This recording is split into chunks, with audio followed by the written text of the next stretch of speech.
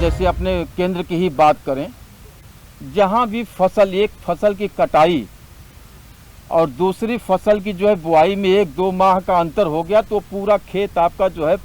Parthenium गाजर घास से भरा हुआ नजर आएगा। कृषि प्रक्षेत्र को भी जो है बड़ा विस्तृत रूप से जो है प्रभावित करने लगा है। मैं अपने स्तर पे, विश्वविद्यालय स्तर पे, मैंने एक इसी खास तौर से इसी घास के निवारण के लिए कि आम गुठलियों के दाम मिल जाएं, हमने जो है पार्थेनियम पिट से जो है वर्मी कंपोस्टिंग भी तैयार कराना शुरू कर दिया है।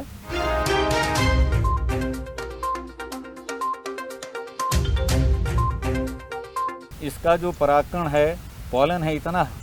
हल्का होता है कि थोड़ी सी भी हवा बहती है और मैच्योर है तो उड़ करके चला जाता है, और कब हमारे श्वास नली के थ्रू हमारे फेफड़े में पहुंच गया हमें पता भी नहीं चलता,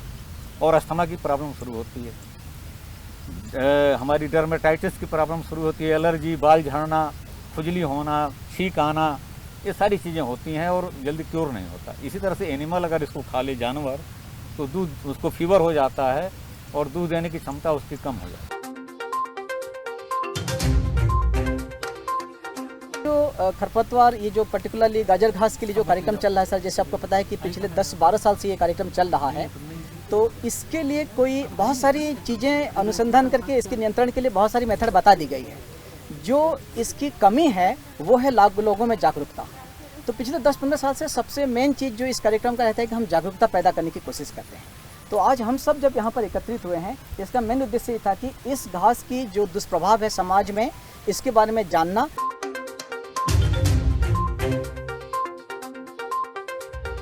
यहाँ आने से पहले मुझे सिर्फ ये पता था कि इससे एलर्जी होती है, लेकिन यहाँ आने के बाद मुझे पता चला कि इससे तो और भी बहुत सारी समस्याएं होती हैं। इस वजह से ये बहुत महत्वपूर्ण हो जाता है कि इस तरह के प्रोग्राम को हम